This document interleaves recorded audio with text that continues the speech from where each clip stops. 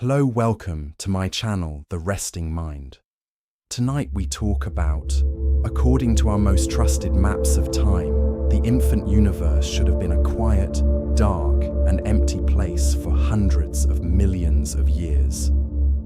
We believed that galaxies grew slowly, like trees planting roots in the soil of space-time, taking eons to mature from formless clouds of gas into the majestic spirals we see today. But when the James Webb Space Telescope finally opened its golden eye and peered into the deepest trenches of the past, it did not find a nursery. It found a metropolis. It found fully formed massive galaxies, glowing with the light of billions of stars, existing at a time when the universe was barely a toddler. This discovery presents a profound intellectual contradiction, a paradox that suggests the cosmos woke up far earlier than our models predicted. It is as if we looked at a picture of a kindergarten class and found fully grown adults sitting in the tiny chairs. But rest assured, this anomaly is not a sign that our reality is broken, nor is it a reason for existential dread. It is simply a sign that the cosmos is far more eager to create the conditions for light and life than we ever dared to imagine. Tonight, we are going to explore this impossible dawn. By the end of this journey, you will understand why the universe was in such a rush to build the stars that would eventually forge the carbon in your own body. To understand why these ancient lights are so impossible, we must first drift back to the era before the stars were born, a time astronomers call the Dark Ages. This was the timeline we constructed, the story we told ourselves to make sense of the void. It began roughly 380,000 years after the Big Bang, a moment known as the recombination era. Before this moment, the universe was a hot, opaque soup of particles, a dense fog where light was trapped, bouncing endlessly between protons and electrons like a trapped echo. But as the cosmos expanded, it cooled. The heat of the initial explosion dissipated into the vacuum, allowing protons to capture electrons, forming the very first neutral hydrogen atoms. Suddenly, the fog cleared. The universe became transparent, but it also became dark. There were no stars to shine, no galaxies to spin, and no quasars to burn. There was only an endless, silent ocean of hydrogen gas and dark matter, stretching across a void that was smaller than it is today, yet still incomprehensible to the human mind. For hundreds of millions of years, this silence reigned. It was a time of absolute stillness, where the only movement was the slow, gravitational drift of gas clouds pooling together in the dark. This period of cosmic history was supposed to be the long, slow breath before the awakening. Our standard models of cosmology, the mathematical frameworks that help astronomers understand everything from the orbit of the moon to the expansion of the universe, relied on a concept called hierarchical clustering. This is a fancy way of saying that the universe builds things from the bottom up. It is a logical assumption, one that mirrors how we build our own civilizations on Earth. You start with a hut, then you build a house, then a village, and only after thousands of years do you have the technology and resources to construct a skyscraper. You do not start with a skyscraper. In the language of gravity, this meant that the first structures to form in the dark should have been small.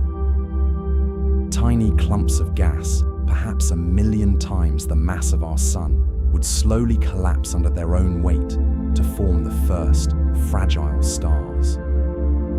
These first stars would be lonely beacons in the dark, burning hot and fast, eventually clustering together to form dwarf galaxies. Over billions of years, gravity would act like a patient weaver, merging these small dwarf galaxies together, colliding them and combining them until they formed the massive swirling disks like our own Milky Way. This process is slow. It requires time for gravity to overcome the expansion of the universe. It requires time for gas to cool and condense. It requires time for the friction of the cosmos to settle into a stable architecture. According to the math, a galaxy the size of the Milky Way simply should not have had enough time to assemble itself in the first few 100 million years. It would be like finding a fully formed oak tree 5 minutes after planting an acorn. The physics of gas dynamics, the resistance of thermal pressure, and the sheer distances involved all suggested that the early universe was a place of small, tentative beginnings. We became very comfortable with this story. It made sense to us. It reflected our own understanding of growth and maturity. We looked at the universe and projected our own limitations onto it, assuming that nature must also struggle against the clock, building its masterpieces one brick at a time. We treated the cosmos like a construction site, governed by strict zoning laws and speed limits. But we forgot that the universe does not follow our regulations. We forgot that gravity is not just a force. It is a relentless, infinite hunger that does not sleep. While we were busy refining our equations and congratulating ourselves on understanding the timeline, the universe was hiding a secret in the deep infrared. We assumed the dark was empty because our eyes, and even our best telescopes like Hubble, could not see through the dust and the redshift of time. We were like people standing on the shore of a vast ocean at night, assuming the water was empty simply because we could not see the whales swimming beneath the surface. We needed a better tool. We needed a time machine capable of catching light that had been stretched and wearied by 13 billion years of travel. And so, we built the golden mirror. We launched a piece of our own curiosity into the cold dark, unfolding it like an origami flower 1,000,000 miles from Earth. And when it looked back at that era of supposed silence, it did not see a slow, tentative construction site. It saw a universe that was already bustling with activity.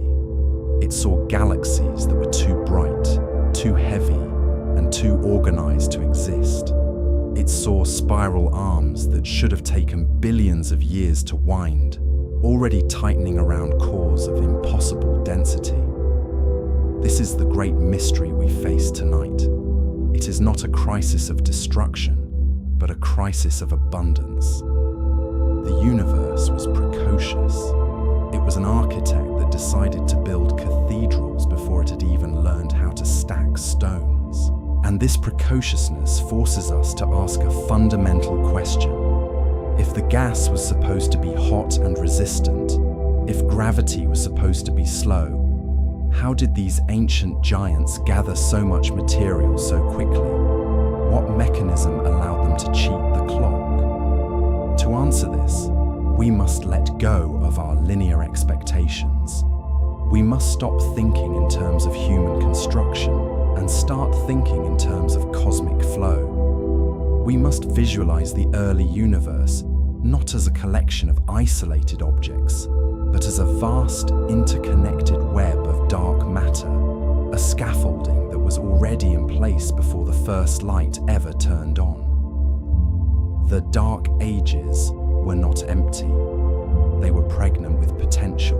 The seeds of these impossible galaxies were likely sown in the very first fractions of a second after the Big Bang, tiny quantum fluctuations that froze into the fabric of space-time, creating deep gravitational wells that would act as the foundations for these future cities of starlight.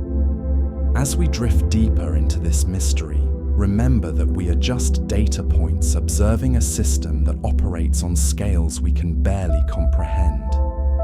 We are biological observers, made of the very dust that was forged in these early, impossible furnaces. The fact that we exist at all is proof that the universe found a way to accelerate its own creation. It did not wait. It did not pause. It rushed forward with a creative urgency that defies our simple models, driven by forces we are only just beginning to understand. To understand the magnitude of this surprise, we must first return to the story we told ourselves for the better part of a century. It was a narrative of slow, methodical patience, a timeline where the universe took its time to wake up. We believe that after the initial blinding flash of the Big Bang, the cosmos entered a long era of absolute quietude known as the Cosmic Dark Ages. This period, stretching from 380,000 years to roughly 400 million years after the beginning, was thought to be devoid of starlight. As the primordial plasma cooled, protons and electrons combined to form neutral hydrogen, creating a thick, opaque fog that filled the expanding void. It was a time of darkness, a silent ocean of gas waiting for the first spark to ignite. The prevailing theory, known as hierarchical clustering, suggested that structure had to be built from the bottom up, much like a civilization learning to stack stones before it could attempt to build cathedrals. It was assumed that gravity, acting as the only sculptor in the dark, would gently pull small clumps of this hydrogen gas together to form modest, solitary stars.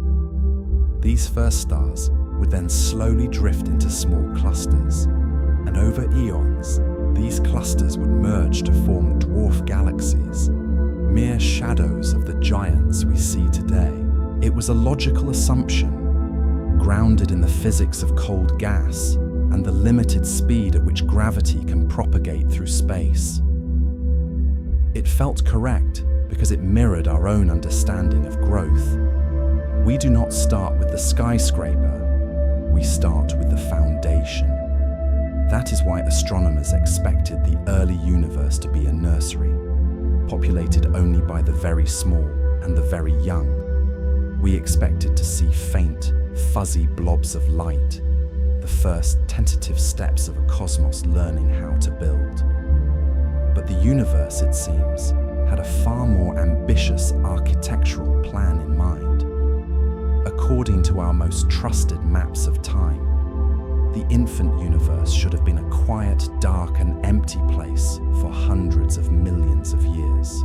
This era, known to astronomers as the Dark Ages, was predicted to be a silent expanse where gravity worked with agonizing slowness, gently gathering the first whispers of hydrogen into the smallest of stars. We believed that galaxies grew slowly, like trees planting roots in the cold soil of space-time, requiring eons to mature into the spiral giants we see today. But when the James Webb Space Telescope finally opened its golden eye and peered into the deepest trenches of the past, it did not find a nursery, it found a metropolis. There, sitting in the dawn of time, were fully formed galaxies, massive and bright, shining with a luminescence that simply should not exist in a cosmos so young. It presents a paradox that challenges the very standard model of cosmology.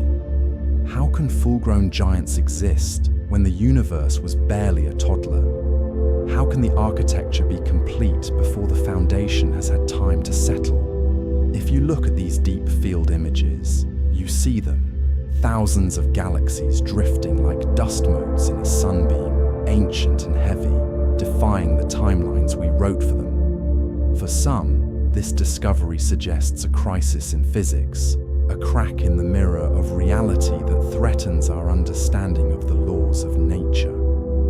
But rest assured, this is not a sign that our reality is broken. It is a sign that the cosmos is far more eager to create life than we ever dared to imagine.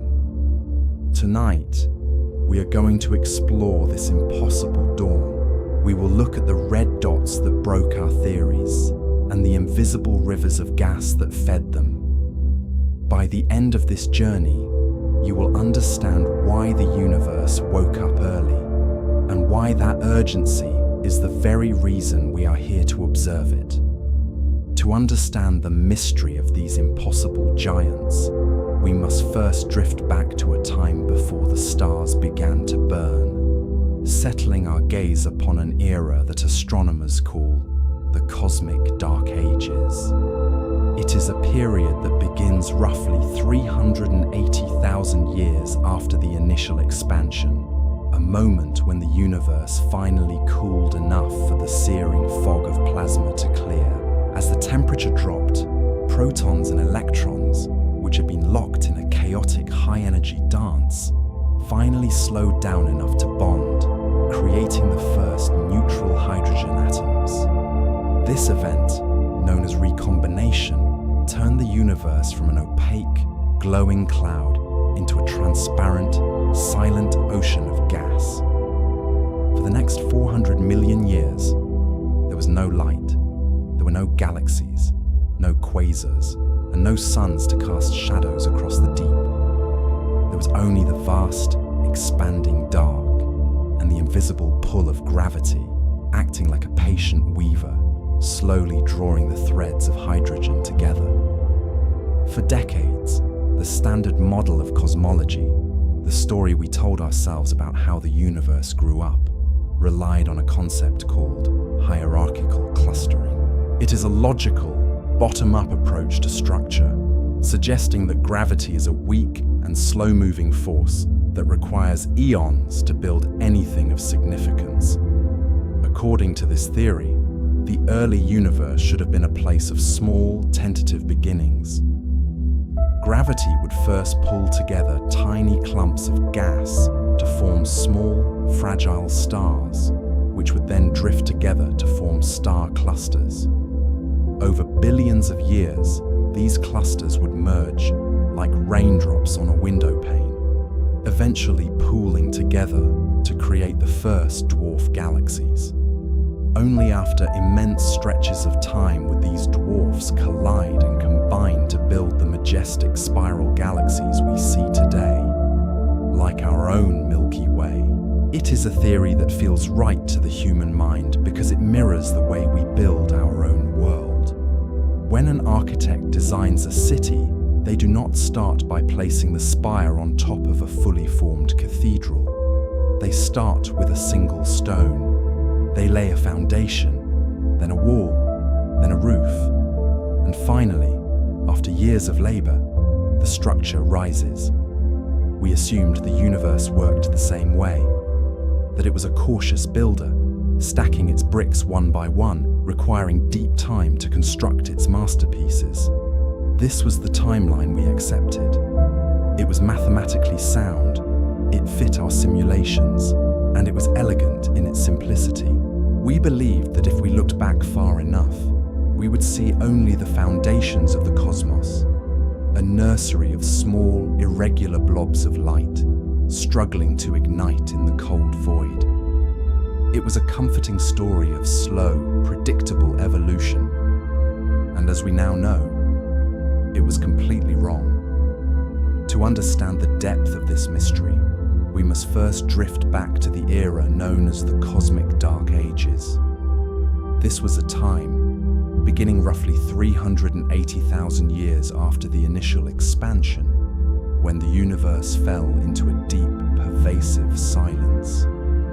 The scorching heat of the beginning had finally dissipated, allowing the first protons and electrons to find one another in the cooling dark, binding together to form neutral hydrogen. The blinding fog of plasma cleared, and the universe became transparent, yet there was nothing to see.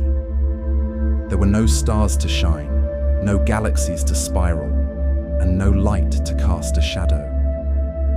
There was only an endless, suffocating ocean of invisible gas and dark matter, waiting for gravity to begin its slow, meticulous work.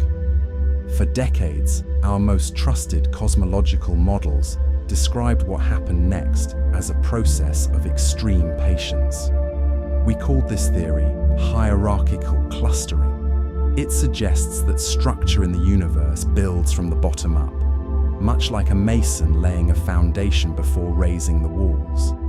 Gravity, being the weakest of the fundamental forces, was thought to be a gentle sculptor, slowly pulling small clumps of gas together to form the first tentative stars.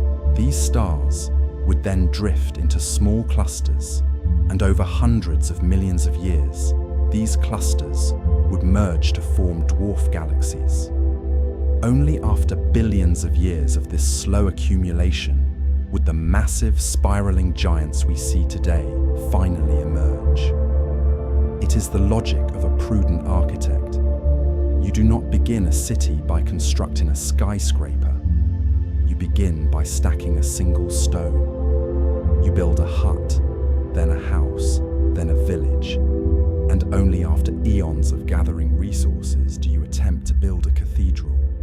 This was the timeline. It was logical, it was elegant, and it was wrong. To shatter a story that elegant, we needed more than just a theory. We needed a machine capable of seeing back to the very moment the first page was written. In the discipline of astronomy, looking out is synonymous with digging down. Just as an archaeologist brushes away layers of compacted soil to reveal the bones of an ancient city, a telescope peels back layers of time to reveal the structure of the past. The deeper we look, the older the light, and the closer we get to the bedrock of reality.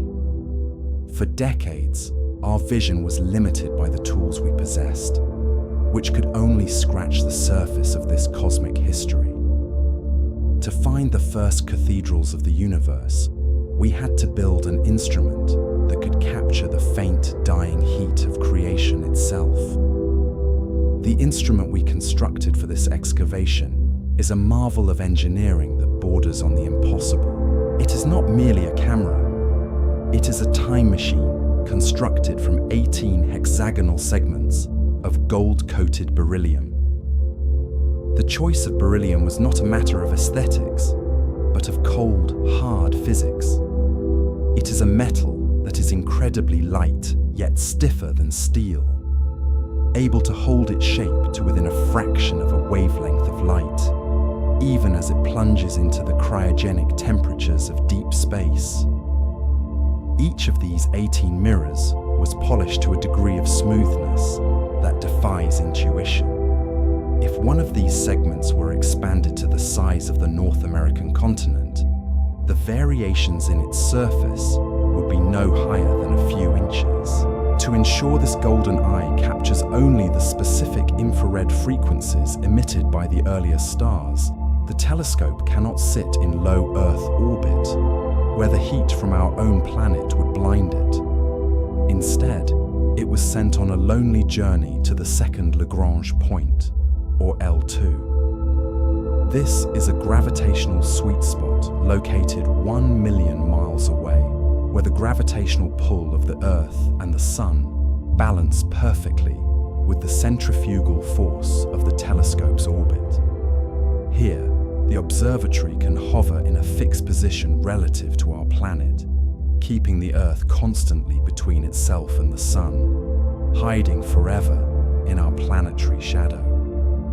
But even this distance is not enough to guarantee the absolute cold required for such sensitive archaeology.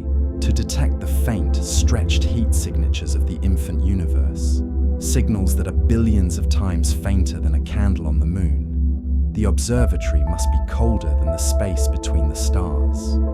It achieves this thermal isolation through a 5-layer sun shield, a structure as large as a tennis court, but composed of material as thin as a human hair. This shield acts as a thermal barrier of immense efficiency. On the sun-facing side, the material boils at temperatures hot enough to melt lead, constantly bombarded by solar radiation. On the dark side, mere inches away, the instruments rest in a permanent, frozen night, shivering at nearly 400 degrees below zero. It is a machine of extreme contrasts, designed to operate in a state of suspended animation. To reach this vantage point, the telescope had to perform a mechanical ballet of terrifying precision. It launched folded up inside the nose cone of a rocket, a tennis court-sized origami flower that had to unfold itself in the absolute freezing silence of the void, 1 million miles from the nearest human hand. There were hundreds of single points of failure, hundreds of latches and pulleys that had to release in a perfect sequence. If even one had jammed, the golden eye would have remained shut forever. But the machine did not fail. It drifted to its resting place in the dark, unfurled its silver shield, and locked its mirrors into a singular, perfect curve. Once fully deployed and cooled to a temperature just degrees above absolute zero, it turned its gaze to a patch of sky that, to our previous instruments, appeared almost entirely empty. It opened its shutter, and it began to gather light that had been traveling through the dark for 13 billion years. When that light was finally processed into an image, the result was not the faint, scattered static of a cosmic nursery that astronomers had anticipated. The standard models of cosmology, built over decades of careful observation, suggested that the universe at this age should be populated by small, irregular clumps of matter, the cosmic equivalent of toddlers learning to walk. But what appeared on the screens of the control room were not infants. They were giants. Scattered across the deep field were hundreds of bright, distinct red dots. To the untrained eye, they might look like simple stars, but spectroscopic analysis revealed something far more profound. These were fully formed galaxies, massive systems of stars that had already organized themselves into structured disks. They possessed a maturity that simply should not exist so close to the beginning of time. It was as if we had looked into a kindergarten and found fully grown adults sitting quietly in the corner, reading complex literature. These objects, now known as the universe breakers, are roughly as massive as our own Milky Way, yet they exist only 500 to 700 million years after the Big Bang. In the grand scale of cosmic time, this is a heartbeat. The light from these galaxies is shifted into the deep infrared, painting them in hues of crimson and rust, a visual signature of their extreme distance and age. But while their color speaks of distance, their brightness speaks of size. They are surprisingly luminous, suggesting they are packed with stars, or perhaps stars that are far brighter than anything we see today.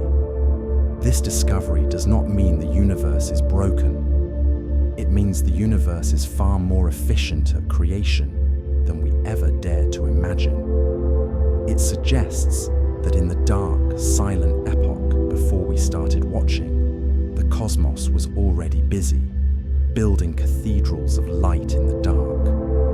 But to understand how this precocious architecture is possible, we have to look at the raw ingredients. We have to look at the gas. To understand the knot at the center of this mystery, we must look closely at the behavior of a simple hydrogen atom in the void. In the standard model of cosmic history, the early universe was not empty, but it was filled with a thick, neutral fog of hydrogen and helium gas. This was the raw material, the clay from which the first structures would be sculpted. But gas, by its very nature, is resistant to being tamed. Gravity, acting like an invisible loom, weaves the threads of gas together, pulling them from the vast empty distances into tighter and tighter clumps. It is a slow, patient gathering. But as these atoms drift closer, gaining speed and momentum, they begin to collide. These collisions create heat, and heat creates pressure, a thermal barrier that acts as a natural brake against the pull of gravity. This is a phenomenon that helps astronomers understand the delicate balance of star formation. It is known as the Jeans instability, named after the physicist James Jeans, who first calculated the precise moment when gravity overcomes internal pressure. But in the early universe, this balance was much harder to tip. Imagine a balloon that you are trying to compress with your hands. As you push inward, the air inside pushes back, becoming hotter and more desperate to expand. The more you squeeze, the harder the gas resists. This is the friction problem. For a cloud of gas to collapse fully and ignite into a star, it must find a way to shed this internal heat, to radiate the energy away into the darkness so that it can cool down and continue to shrink. In our modern universe, this cooling process is efficient because space is now littered with heavy elements like carbon and oxygen, dust grains that act as excellent radiators, stealing heat from the gas and casting it out into the void. But in the pristine, lonely era of the cosmic dawn, those heavy elements did not yet exist. The universe was chemically pure, consisting almost entirely of hydrogen and helium. And hydrogen on its own is a terrible radiator. It holds onto its heat like a miser, refusing to let the cloud cool down. That is why the standard models predicted a slow start. Without the aid of heavy dust to cool the gas, the primordial clouds should have remained hot and buoyant for hundreds of millions of years, bouncing against the pull of gravity rather than surrendering to it. They should have been stuck in a state of thermal equilibrium, a cosmic stall where the outward push of heat perfectly matched the inward pull of gravity, preventing the formation of the dense cores needed to birth a galaxy. According to the laws of thermodynamics that govern the behavior of every gas cloud, from the smallest nebula to the largest supercluster, the first stars should have been rare, isolated, and slow to ignite. The friction of their own formation should have acted as a speed limit, a governor on the engine of creation. And yet, the red dots in the deep field tell us a different story. They tell us that the gas did not stall, it collapsed. It fell inward with a speed and efficiency that defies the friction problem, bypassing the thermal brakes that should have held it back. The universe found a way to dump its heat, to cheat the thermodynamics of pure hydrogen, and to build massive structures in a fraction of the time we thought possible. So if the gas pushes back, and if the cooling was inefficient, how did the early universe cheat the rules? How did it overcome this thermal barrier to build a metropolis in the dark? The answer may lie in the seeds themselves, objects so heavy and so dense that they did not need to wait for the gas to cool. Strategy block, watch audience.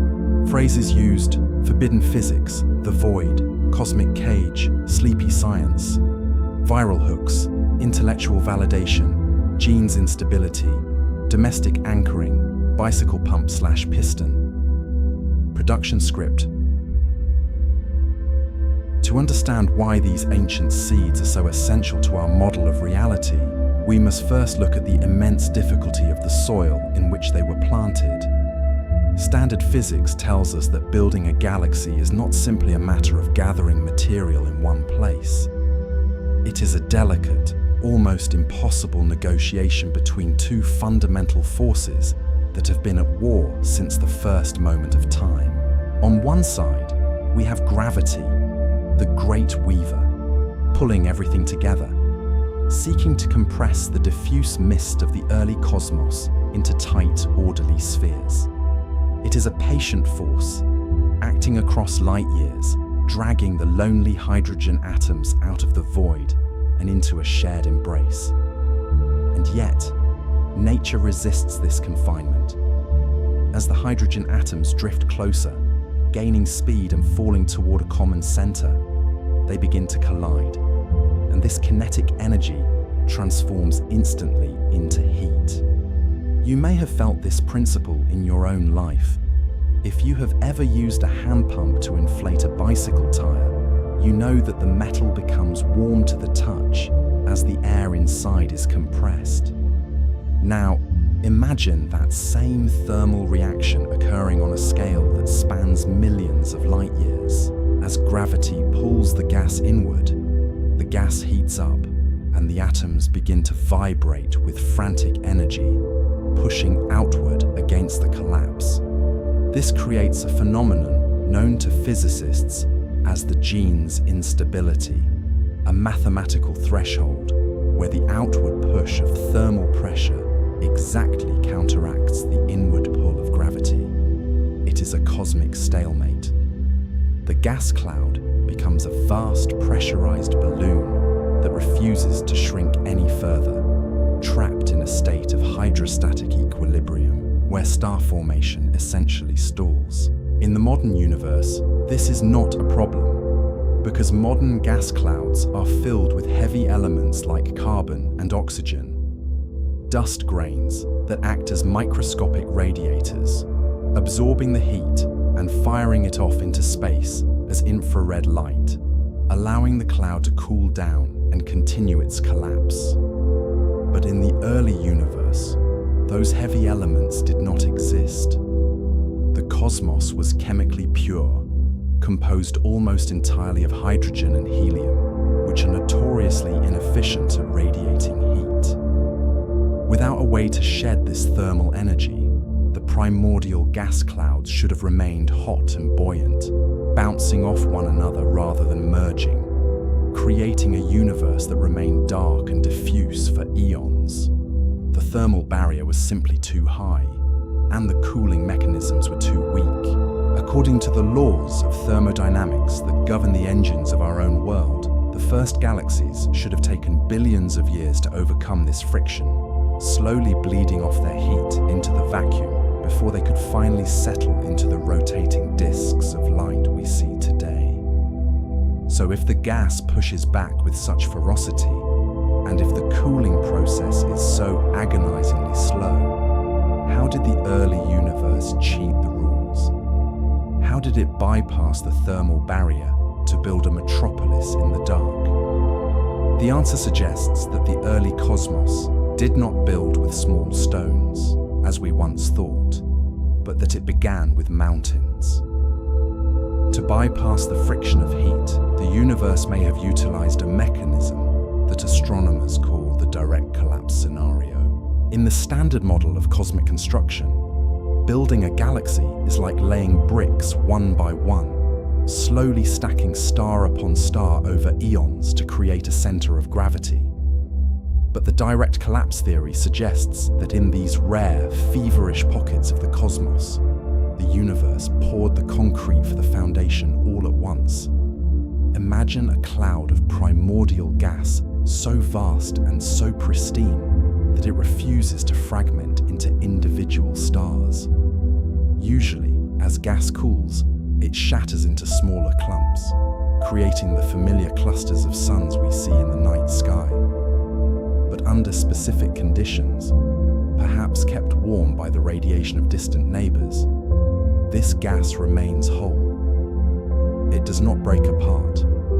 Instead, the entire cloud, weighing perhaps 100,000 times the mass of our own sun, simply lets go. It surrenders to gravity in a single, silent motion. It does not spiral, it slumps. The gas falls inward so rapidly that it bypasses the star phase entirely, vanishing behind a newly formed event horizon without ever lighting a fuse. This creates what cosmologists call a heavy seed. These are not the small, stellar mass black holes formed by dying stars, but massive, preformed anchors that exist from day one. They act as gravitational wells, deep and heavy enough to hold a spinning galaxy together before the first stars have even finished igniting. For those of you who love the deep mechanics of gravity, this concept explains how structure creates itself out of nothing. It suggests that the monsters in the dark are actually the architects, holding the spinning disks of gas in place so that life might eventually have a steady floor to stand on. But there is another possibility, one that suggests the universe wasn't just heavy, it was fast. In the modern cosmos, there is a strict speed limit on how fast an object can grow, a rule of physics known as the Eddington limit. When a massive object feeds on gas, that gas heats up, glowing with such intense radiation that the light itself acts like a physical wind, pushing against the infalling meal and starving the object of new material. It is a natural mechanism of balance, a way for the universe to say that enough is enough, preventing stars and black holes from becoming too large too quickly. That is why, in our current era, growth is a slow and patient process. But the early universe, it seems, had no interest in balance. New simulations suggest that the first seeds of the cosmos found a way to break this limit, entering a state of super Eddington accretion, where the normal rules of moderation simply did not apply. Instead of a slow, polite trickle of matter, these ancient giants were fed by dense, piercing rivers of cold gas that crashed through the radiation barriers like a heavy stone falling through a strong wind. These were not just clouds drifting aimlessly, they were filaments of creation, vast cosmic webs funneling fuel directly into the hearts of the first galaxies, with an efficiency that defies our modern understanding of moderation. The radiation that should have pushed the gas away was trapped, buried under the sheer weight of the infalling torrents, unable to halt the collapse. This was not a gentle accumulation, but a voracious, unending feast where the seeds of galaxies gorged themselves on the pristine hydrogen of the dawn. The gas flowed in faster than the light could push it out, allowing black holes and stars to balloon in size, bypassing eons of gradual evolution in a mere blink of cosmic time. It was a time of excess, a time of rapid growth, a time when the lights turned on all at once. To truly understand the scale of this primordial construction, we must ascend from the abstract view of the telescope and place our feet on solid ground. If you were to stand on the surface of a planet orbiting one of these first precocious stars, the first thing you would notice is the complete absence of true night.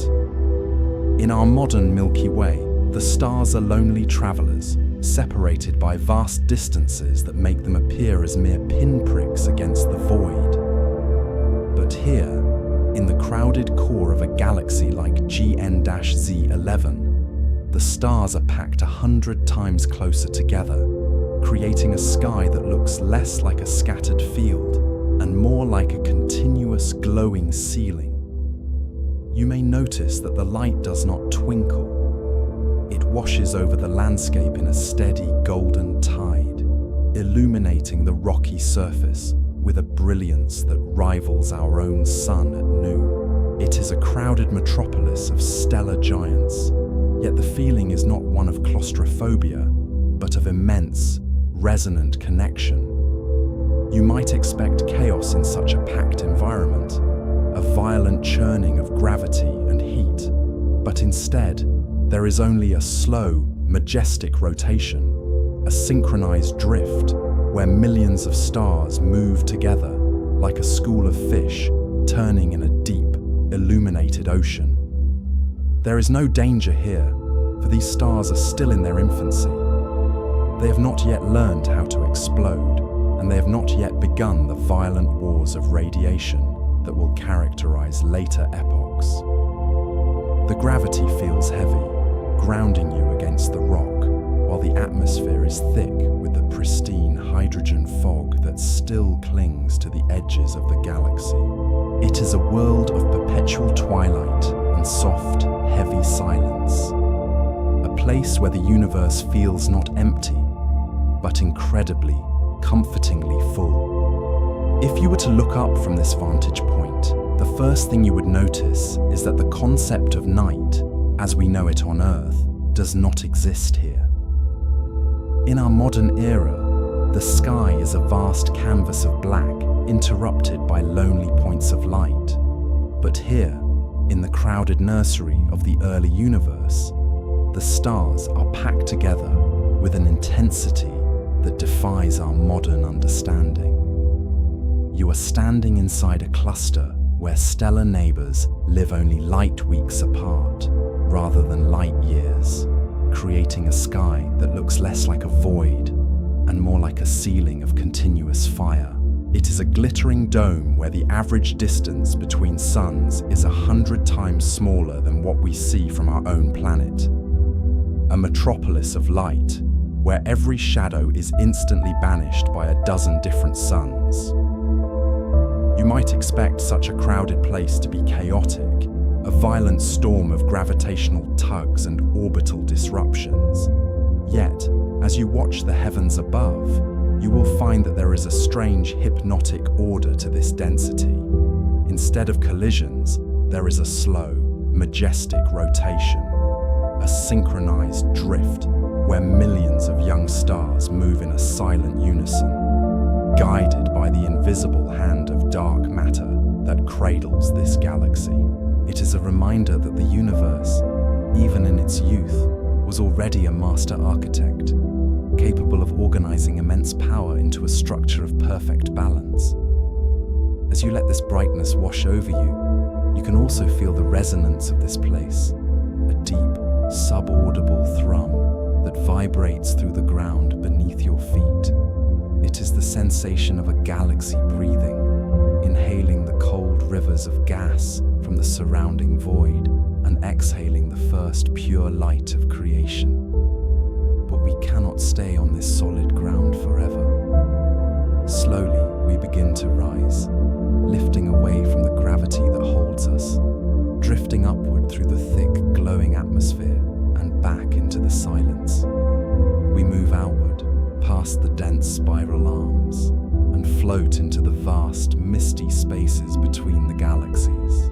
As we drift further from the warm, busy gravity of that early galaxy, we do not enter the clear, black vacuum that we are used to seeing in the modern night sky. Instead, we find ourselves submerged in something far heavier, far thicker, and far more mysterious. We have entered the cosmic ocean of the deep past. In this era, the space between the stars is not empty. It is filled with a dense primordial fog known as neutral hydrogen. It hangs in the void like a heavy mist settling over a morning lake, a pervasive, opaque blanket that stretches for billions of light years in every direction. If you were to try and look through it with human eyes, you would see nothing but a dull, scattering haze, a wall of static that absorbs the light of the distant universe and keeps the secrets of the cosmos hidden in the dark. It is a time of suffocation, where the universe is crowded with matter that has not yet learned how to be transparent. But looking back at the galaxy we just left, we can see a change beginning to take hold. The massive, brilliant stars within that red disk are not just shining. They are fighting. They are casting out streams of ultraviolet light, energetic photons that act like microscopic chisels, chipping away at the wall of hydrogen that surrounds them. You may notice that around the edges of the galaxy, the fog does not simply fade, it is being burned away. The intense radiation from those first impossible stars is stripping the electrons from the hydrogen atoms, a process astronomers call rionization, but which looks, to our drifting eyes, like the clearing of a great storm. These bubbles of light expand outward, pushing against the cold weight of the neutral fog. At first, they are isolated, lonely pockets of clarity in a universe that is still mostly blind. But as more galaxies form, and as the Super Eddington accretion feeds the black holes at their centers, these bubbles begin to touch. They merge, their boundaries dissolving into one another, linking the pockets of light together into a vast, interconnected web of visibility. It is a slow, majestic transformation. The universe is waking up, wiping the sleep from its eyes. The opaque walls of hydrogen are receding, burned off by the relentless energy of creation, leaving behind the clear dark void that allows us, billions of years later, to look back and see the beginning. Like a lighthouse clearing the sea mist, the first galaxies carved out spaces for us to see. For decades, we looked at the calendar of the cosmos and assumed a certain lethargy, projecting our own slow human pace onto the canvas of eternity. We believed that the universe, like a cautious builder, would lay one brick at a time, waiting for the mortar of gravity to set before daring to raise the walls of the first galaxies. But the images we now see, drifting in from the edge of time, tell a story not of hesitation, but of a profound and urgent momentum. It seems that from the very first moment, in the very first breath of time, the cosmos was already designing the spiral arms that would one day cradle our own sun. It was a precocious architect, rushing to raise the roof of the cathedral before the floor was even finished, driven by a need to create the conditions for life long before life was ready to open its eyes. This rush, this impossible speed of creation, suggests that the universe was never empty, nor was it ever truly waiting. It was preparing. It was gathering the dust and the light with a feverish intensity, ensuring that by the time we arrived, billions of years later, the house would be warm, the lights would be on, and the structure would be sound. There is a deep comfort in this realization, a sense that the environment we inhabit was not an accident of slow accumulation, but the result of an early energetic purpose. The cosmos did not want to remain dark. It did not want to remain a fog of neutral gas. It wanted to be a place of structure, a place of heavy elements and solid ground, a place where consciousness could eventually emerge to look back at it. So, if the early universe broke the rules of speed, it did so to build a sanctuary in the void. It hurried through the dawn so that we could eventually enjoy the long, slow afternoon of existence. Perhaps our mistake was never in the math of the gas or the gravity, but in the assumption that the cosmos shares our human hesitation. We tend to build our own lives slowly, stacking one moment upon another with trembling hands, believing that stability requires a long and tedious passage of time.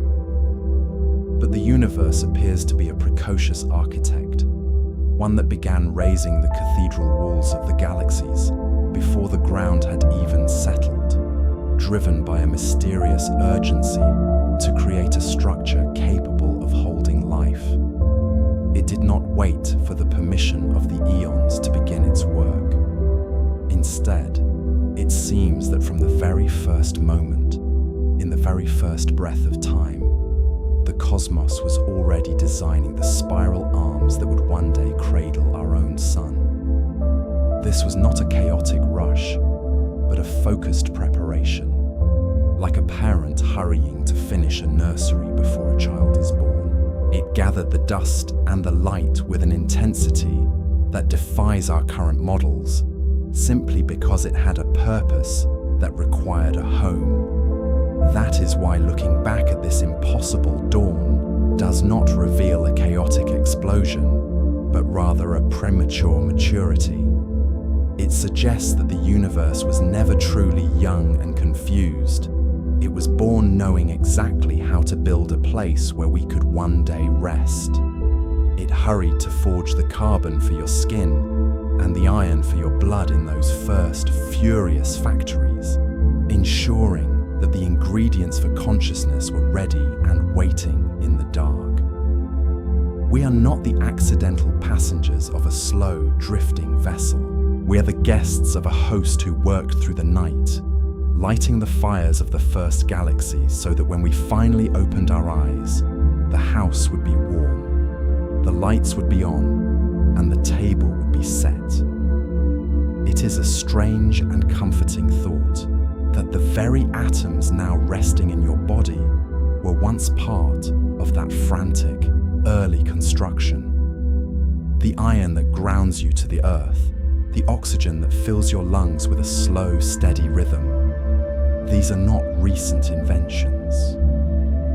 They are ancient artifacts, forged in the bellies of those first, impossible stars that burned bright and fast, so that the universe could become complex enough to hold you. That is why looking back at those red dots is not just looking at a scientific anomaly. It is looking at the origin of your own weight. Helps astronomers understand that we are the downstream result of that initial urgency. If the universe had been slow, if it had followed the rules we thought it should, the cosmos would still be a haze of simple gas, ghost-like and empty. But because it broke the speed limit, because it built galaxies before it should have been able to, it created the heavy dust of life much sooner than we ever dared to imagine. That dust drifted through the void for billions of years, carried on the silent currents of gravity, passing through the cold, quiet spaces between the galaxies until it began to settle. It coalesced into the spiral arms of the Milky Way.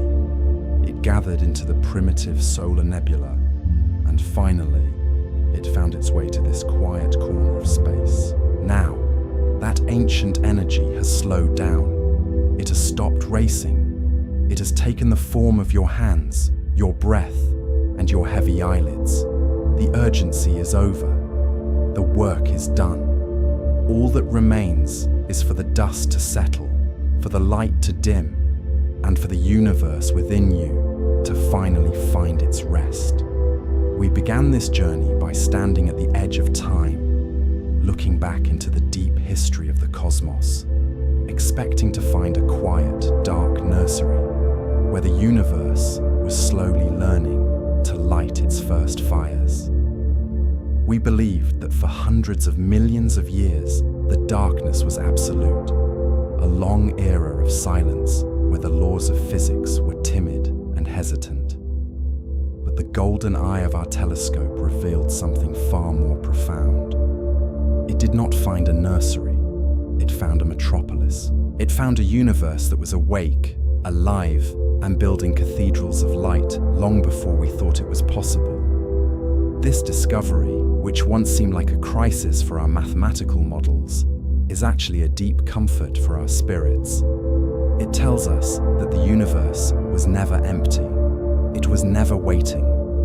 It was always rushing, driven by a precocious need to create the carbon, the oxygen, and the iron that would one day drift through the vacuum to form the solar system, the Earth, and finally, you. It suggests that from the very first moment, in the very first breath of expansion, the cosmos was already designing the spiral arms that would one day cradle our sun. It was already forging the heavy elements that now weigh down your eyelids, pulling you gently towards sleep. The anxiety of the unknown dissolves when we realize that the cosmos is not a cold, indifferent machine, but a garden that bloomed early. It was in a hurry to set the stage, to stabilize the gravity, and to calm the chaos so that life could eventually emerge and observe it. We looked back, expecting to find a void. Instead, we found a mirror. The universe has always been ready.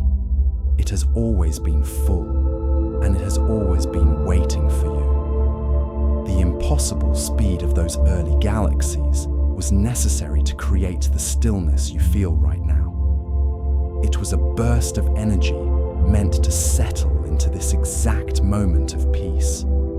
So as the stars above you continue their slow drift, remember that you are part of a story that started fast so that you could eventually slow down. According to our most trusted maps of time, the infant universe should have been a quiet, dark, and empty place for hundreds of millions of years. We believe that after the initial flash of creation, the cosmos settled into a long, deep slumber, a period astronomers call the Dark Ages, where gravity worked slowly and methodically to pull the first structures together. We believe that galaxies grew slowly, like trees planting roots in the soil of space-time, starting as small saplings and taking eons to branch out into the majestic spirals we see today. But when the James Webb Space Telescope finally opened its golden eye and looked further back than we had ever looked before, it did not find a nursery. It found a metropolis. It found fully formed, massive galaxies glowing with the intensity of mature cities, existing at a time when the universe was barely a toddler. This discovery presents us with a beautiful intellectual contradiction. How can full-grown giants exist when there wasn't enough time for them to grow? It is a paradox that suggests our timeline of creation is missing a chapter. But before you worry that our understanding of reality is broken, rest assured that this is not a sign of chaos. It is a sign that the cosmos is far more eager to create life than we ever dared to imagine. It suggests that from the very first moment, the universe was in a rush to build the conditions for stars, for planets, and eventually, for us.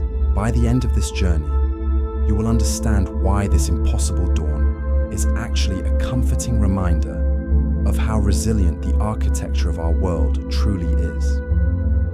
To understand why these ancient lights are so surprising, we must first look at the story we told ourselves for decades. It was a logical story, built on the solid foundation of the standard model of cosmology. We knew that after the Big Bang, the universe was incredibly hot and dense, a soup of particles too energetic to settle down. But as the cosmos expanded, it cooled. Roughly 380,000 years after the beginning, the temperature dropped enough for the first hydrogen atoms to form, an era known as recombination. The great fog of plasma cleared, and the universe became transparent, but it also became dark. There were no stars to light the void, only vast silent clouds of neutral hydrogen gas drifting in the endless dark. This was the era of the Dark Ages. The standard theory of structure formation, known as hierarchical clustering, suggested that gravity needed time to work its magic on these gas clouds. It is a process similar to building a city. You do not start with a skyscraper. You start by laying a single brick. You build a hut, then a house, then a village, and only after generations of accumulation do you build a city. We believed gravity worked the same way, pulling small clumps of gas together to form the first tentative stars, which would then cluster into dwarf galaxies, which would eventually merge over billions of years to form the massive galaxies like our own Milky Way. This was the timeline. It was elegant. It was intuitive. And as we now know, it was wrong. The tool that revealed this beautiful error is a masterpiece of human engineering, a machine designed to look back in time. The James Webb Space Telescope is not merely a camera. It is a time machine disguised as a tennis court-sized origami flower. To detect the faint heat signatures of the first galaxies, the telescope must be colder than the void itself.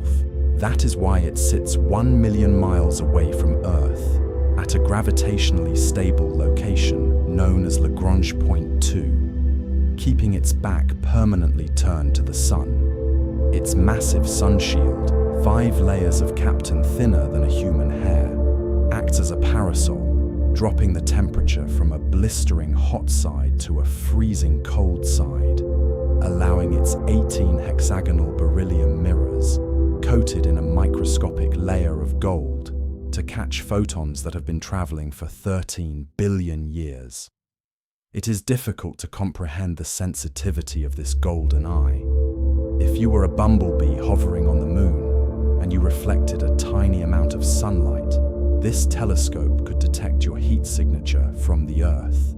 It was built to find the first, faint, fuzzy blobs of light that we assumed would be the baby pictures of our universe. It turned its gaze to a patch of sky that looked empty to our previous instruments.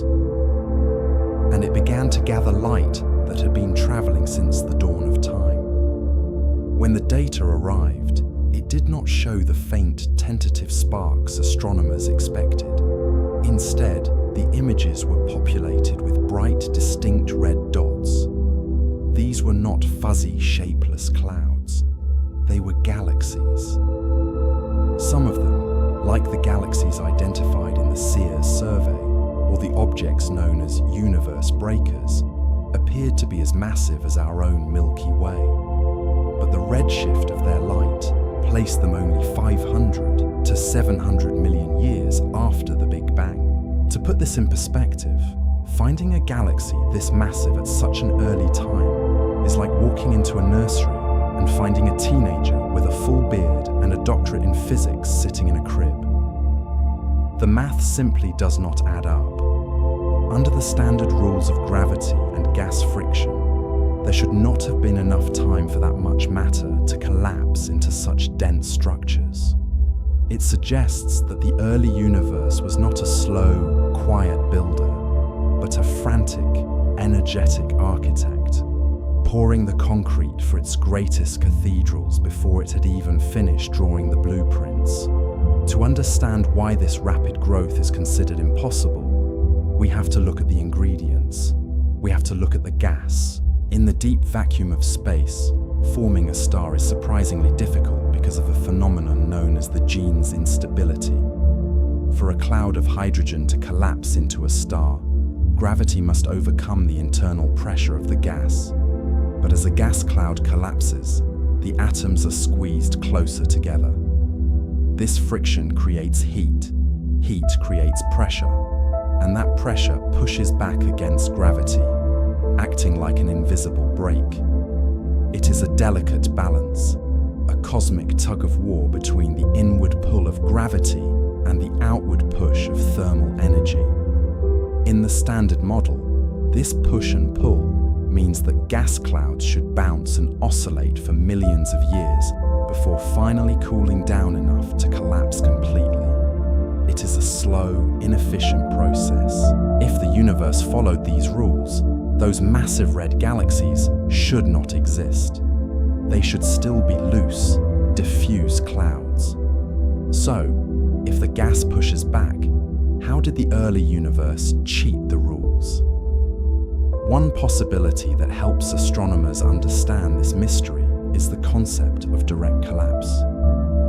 Perhaps the universe did not wait to lay bricks one by one. Perhaps, in those unique primordial conditions, vast clouds of pristine gas, untouched by heavy metals, could collapse directly into massive black holes, bypassing the star formation stage entirely. These heavy seeds would act as gravitational anchors, vastly more massive than any star, pulling in surrounding gas at a rate that defies our current models. Instead of a slow accumulation, it would be a sudden, catastrophic, and creative implosion. A pouring of cosmic concrete that established the foundations of galaxies almost overnight. This leads us to another fascinating concept: the super Eddington rate. In our current universe, there is a speed limit on how fast a black hole or a star can feed. If matter falls in too quickly, it heats up and releases radiation, which pushes the remaining gas away. It is a self-regulating system. If you eat too fast, you choke on the light you create. But the early universe may have found a way around this limit. Simulations suggest that cold, dense streams of gas could have penetrated this radiation barrier, feeding the central cores of these galaxies through narrow filaments, like rivers flowing into a dark ocean. If this is true, then the infant universe was a time of excess, a time of rapid, unchecked growth, where the lights turned on all at once. It creates a picture of a cosmos that was desperate to wake up. Imagine, for a moment, that you are standing on a planet within one of these impossible galaxies. The sky above you would not be the dark, starry expanse we see from Earth. Because the stars are packed 100 times closer together, the night sky would be ablaze with a continuous, glittering glow. You would see great ribbons of gas, illuminated by the fierce ultraviolet light of young, massive stars, stretching across the firmament like glowing tapestries. The silence of the vacuum would be there, but you would feel the heaviness of the environment. A dense, rich region of space where the raw materials of life are being forged at a feverish pace. You might expect chaos in such a crowded sky, a violent storm of radiation and gravity. But there is a slow, majestic rotation to it all. Even in this rush, the laws of angular momentum keep the galaxy spinning in a graceful disk. There is no danger here for you. These stars are young. They have not yet learned how to explode. They are simply burning, turning the primordial hydrogen into the carbon, oxygen, and iron that will one day make up your own body. Leaving this bright, crowded world, we drift outward into the spaces between the galaxies. In this early epoch, the universe was still filled with a fog of neutral hydrogen, a cosmic mist that absorbed the light of the first stars. But as these massive, impossible galaxies flared to life, they began to emit torrents of ultraviolet light. This light acted like a lighthouse beam cutting through a morning fog on the ocean. This creates a visual of bubbles of transparency expanding into the dark. We call this the epoch of rayonization. It was not a sudden lifting of a curtain, but a gradual clearing, as millions of these precocious galaxies carved out caves of light in the dark, expanding and merging until the entire universe became clear. It is a reminder that clarity is something that must be built. The universe had to work to make itself visible, so the crisis in cosmology is not really a crisis at all. It is a revelation of character. We thought the universe was a slow, conservative builder, waiting billions of years to construct its masterpieces. But the James Webb Space Telescope has shown us a precocious architect, one that was capable of building cathedrals before we thought it had learned to stack stones. It seems that from the very first moment, in the very first breath of time, the cosmos was already designing the spiral arms that would one day cradle our own sun. It suggests that the universe was in a rush to create the conditions for life. It didn't wait. It started immediately. And that urgency, that rapid, impossible acceleration in the dark, is the only reason we are here to think about it today. The carbon in your cells, the iron in your blood, the oxygen you're breathing right now. These elements are the echoes of that early, frantic construction project. We are the downstream result of a universe that refused to stay asleep.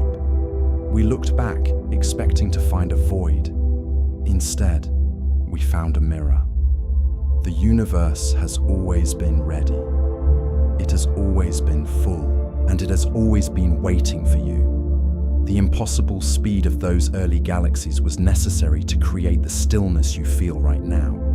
It was a burst of energy meant to settle into this exact moment of peace. So as the stars above you continue their slow drift, remember that you are part of a story that started fast so that you could eventually slow